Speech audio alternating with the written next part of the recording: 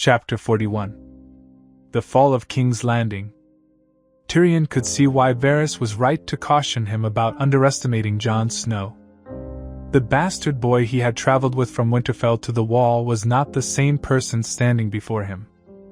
Jon Snow was a boy adrift in the world, unsure of his place, which made the bastard of Winterfell somewhat gullible and easy to predict.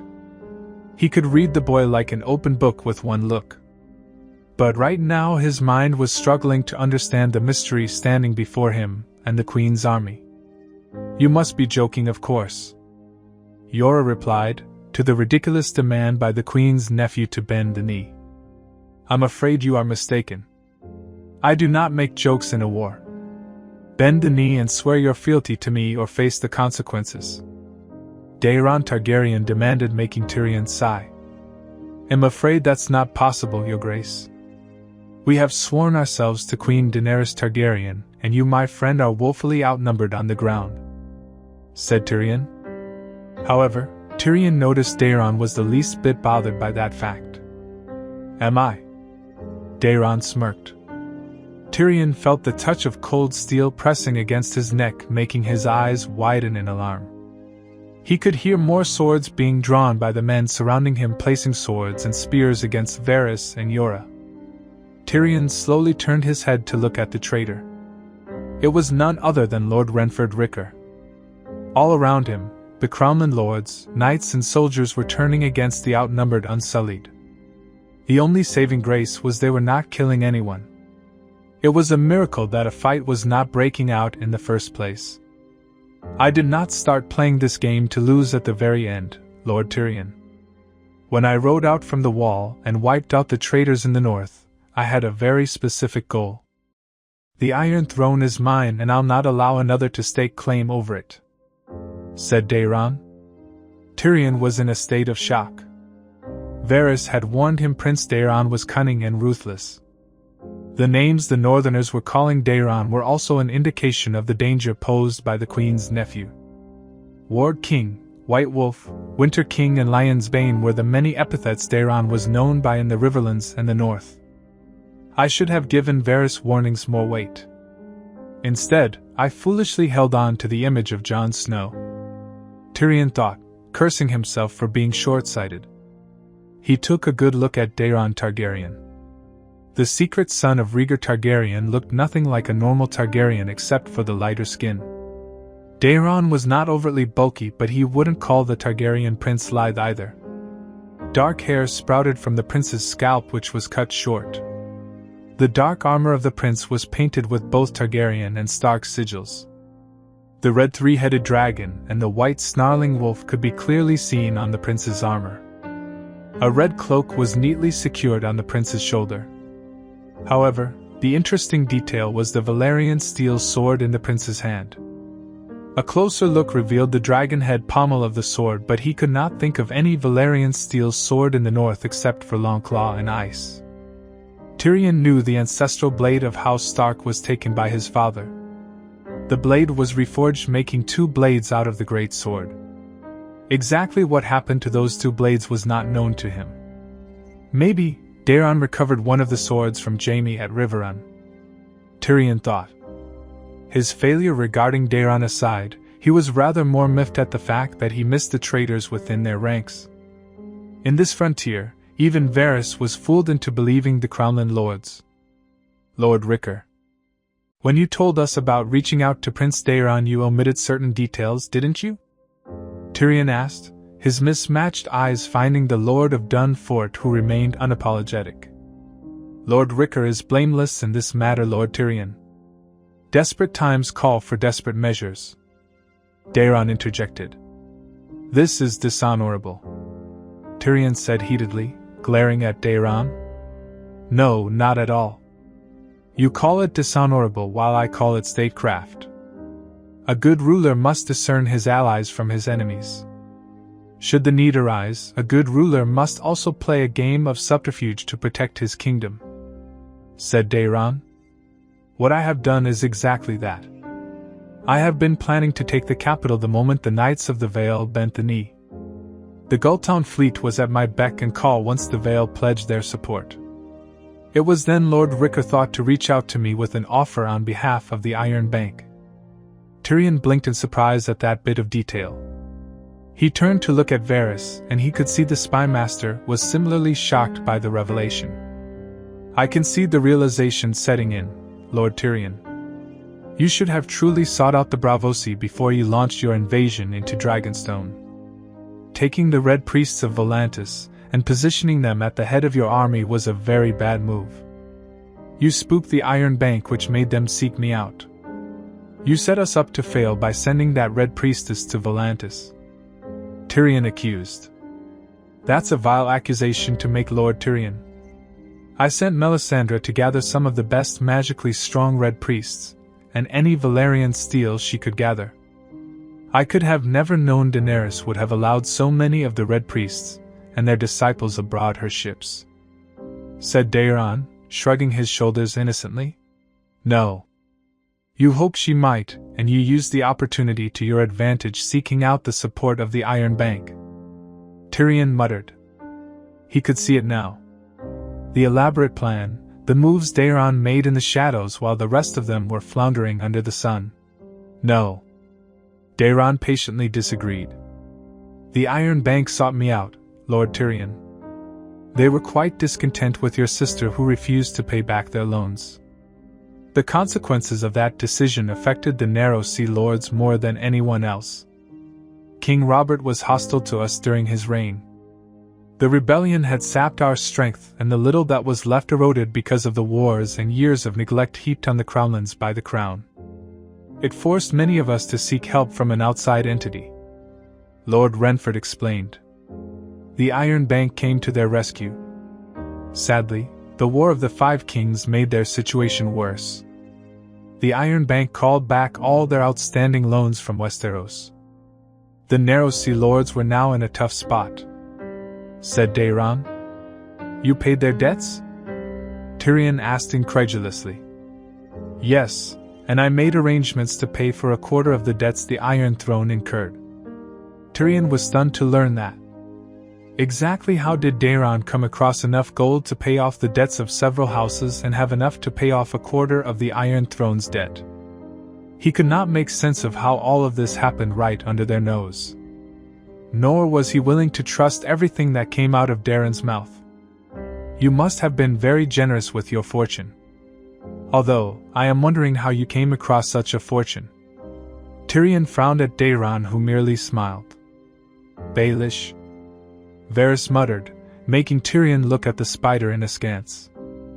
It seems his grace has Baelish sing songs of his past deeds and found his stash of gold. Varys explained for his benefit. You are correct, Lord Varys. Peter Baelish has been my favored guest for some time, and he has been instrumental in this campaign, said Daeron, losing his carefree attitude as his eyes turned serious. Now, ask your men to stand down and bend the knee. You have lost. To Tyrion's relief, a familiar shadow fell on them. He has never been so relieved to see Drogon except at that moment. With a distinct thud that sent shockwaves through the ground and gales of wind that blew dust and sand everywhere, Drogon landed with the Queen closely followed by Viserion. XXXX Daeron shielded his eyes from the dust being kicked up from the ground as Drogon and Viserion landed. Rhaegal moved to stand protectively over him as Drogon growled threateningly at him. While the black dragon was quite intimidating, his attention went to the silver-haired dragon rider sitting atop the dragon. What is the meaning of this? Daenerys thundered, her eyes ablaze with fury. For a moment, he was struck by her beauty as her cheeks became as red as a tomato. Her long silver mane bellowed out behind her in the wind despite braiding the majority of her silver locks. Daeron lowered his sword as Daenerys began to climb down from her dragon. It seems you are outnumbered when it comes to dragons. Varys tittered in the background. Wrong again, Lord Varys. Daeron muttered, turning his sight on Viserion. The cream-scaled dragon let out a low growl as his mind connected with Viserion. Rhaegal moved to the side as Viserion crawled forward and stood by his smaller brother's side looking challengingly at Drogon. What is the meaning of this? Release them, now! Daenerys demanded. Daeron stared at her for a moment, wondering whether she was talking about her dragons or her advisors. He saw her purple eyes stray to her men, keying him in. He thought it over in his head before nodding at Lord Ricker. The Lord of Duskendale sheathed his blade. "Sheath your swords," Lord Renford ordered. The Crownland men sheathed their blades, almost slowly, looking suspiciously at the unsullied contingent amongst them. "Why have you disrupted the siege? I wanted nothing but peace between us. I extended every courtesy. It's not you but your advisors."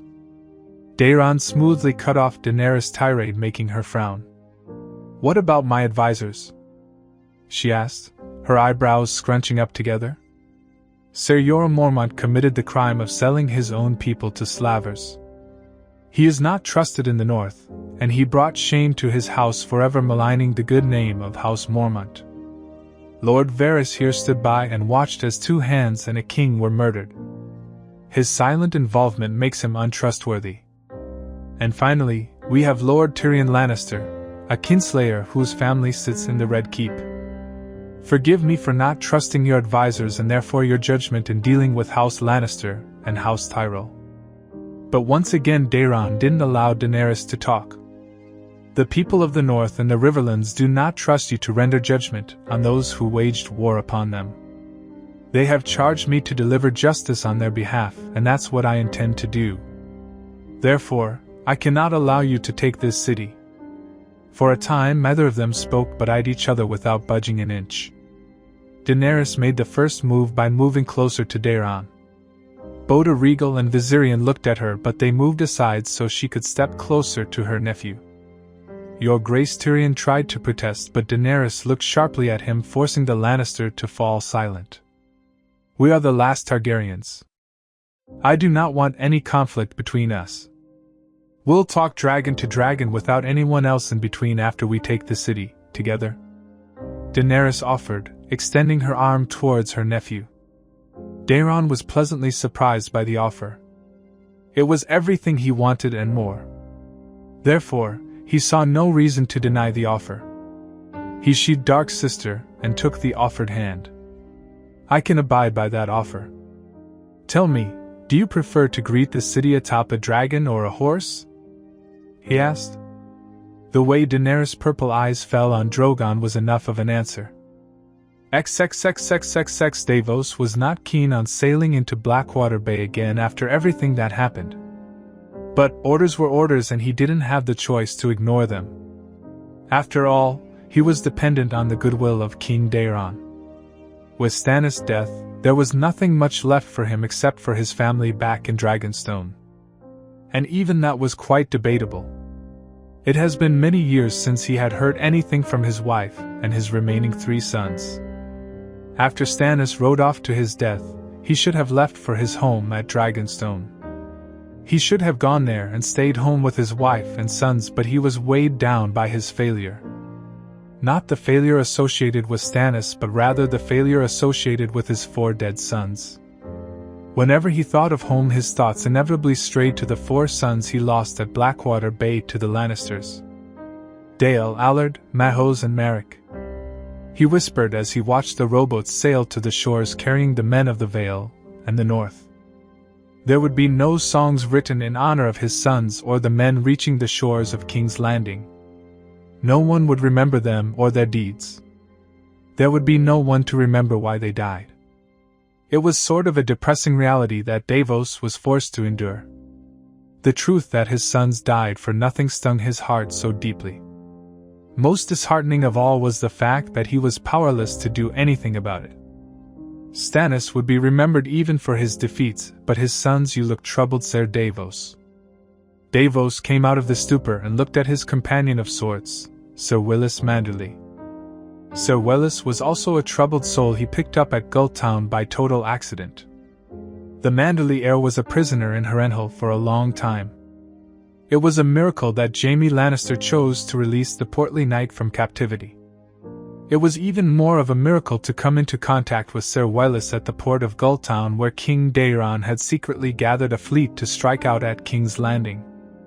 All merchant ships passing through the Vale were being captured to keep the secrecy of their movements intact. They just happened to come across the Manderley Knight while searching one of the merchant ships destined for White Harbor. "This is where I lost 4 of my sons," Davos whispered, looking forlornly at the waves touching the hull of his ship. "I understand," Ser Welles said. Davos believed the Manderley Knight. During their extended stay at Gulltown, he had come to understand Ser Welles better. The son of Lord Wyman Manderley was a man like him, adrift in a stormy sea with no clear destination in sight. Perhaps that's why Ser Welles chose to accompany them instead of returning to White Harbor. "Are you not joining Ser Harding's company?"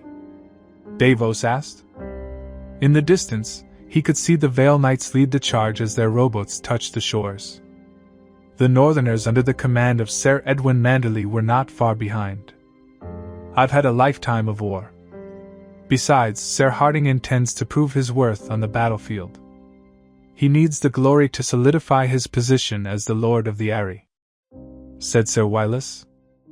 "There won't be much glory to hog in King's Landing. The king has already seen to that," said Davos, nodding at the destroyed mud gate and the fleeing Lannister men. "Come with me to the city. We must be present at the Red Keep when King Daeron arrives." Davos somehow managed to convince Ser Welles to budge.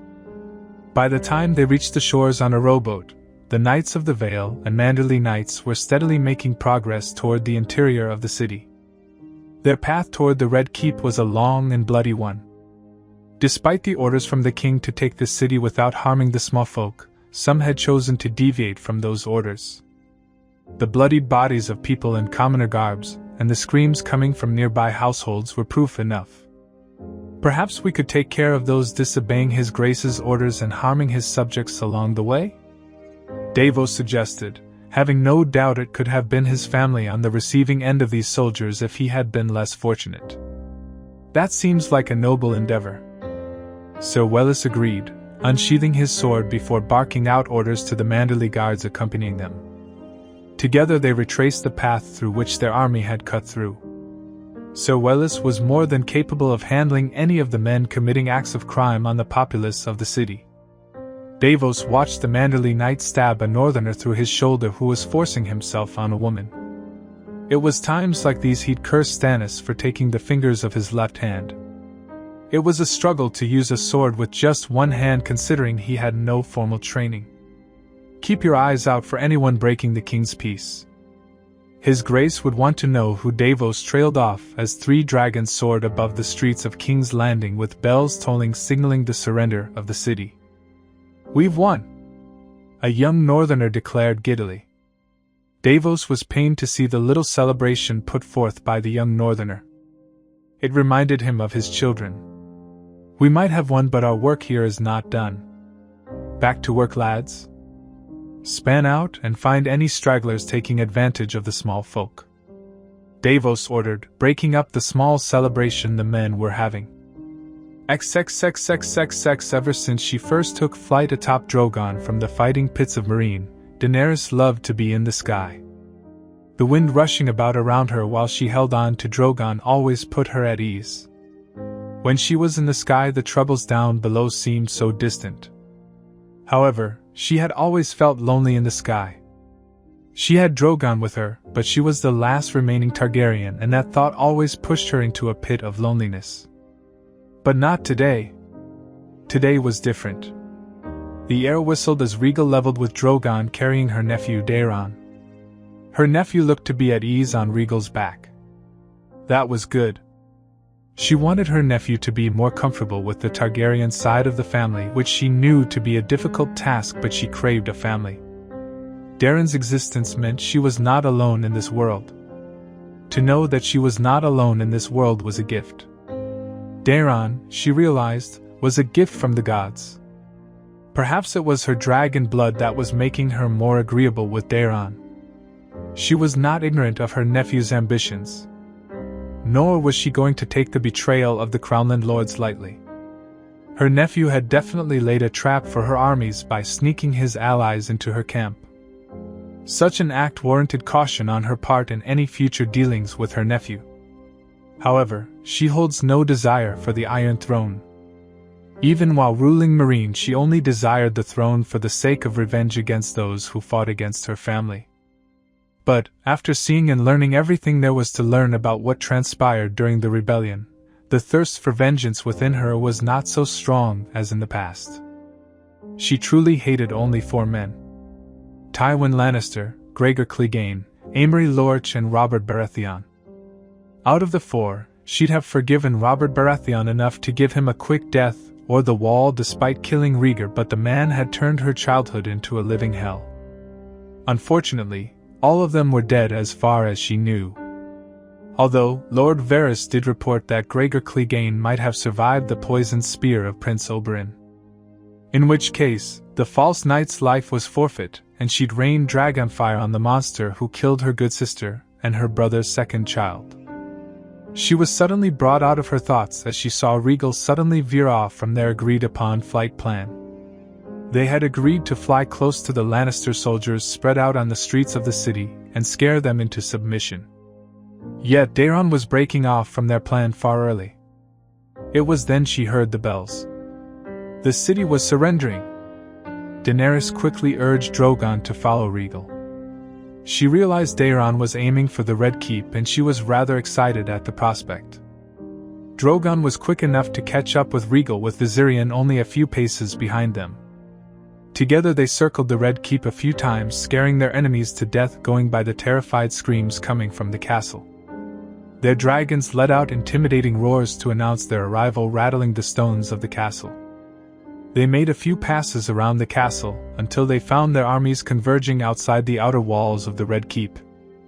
Daenerys looked at her nephew and signaled to land, making Daeron nod in agreement.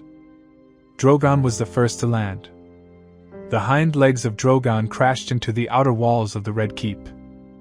Most of the men charged with guarding the walls promptly ran away, fearing for their lives. Some remained where they were too afraid to make a move. Meanwhile, her army as well as Daeron's rushed in through the open gates, spilling into the castle. Disarm yourself and surrender if you wish to live, or face fire and blood, Daenerys shouted from atop her dragon. She didn't know how many could hear her as the soldiers marched through the gates, their boots thudding like drums of war. The few that heard her didn't try to test their bravery against her dragon. They promptly disarmed themselves and knelt where they stood with their heads bowed. Viserion soared right above her head, making Dany smile as her brother's namesake continued to stay in the sky. With a distinct thud, Rhaegal landed atop a tower on the castle wall. She frowned as she saw Daeron unsheath his blade for some reason. Rhaegal crawled over the tower, and Daeron swung his blade, cutting down the Baratheon banner from the tower. Dany nodded at the act before turning her eyes to the Red Keep. She never imagined that she'd see the home of her ancestors like this. Here she was with her nephew, both atop their dragons, looking into the Red Keep where their future will be written. The future of House Targaryen would once again unravel within the walls of the Red Keep. She prayed this time they were spared the tragedies, as they could not afford any going forward.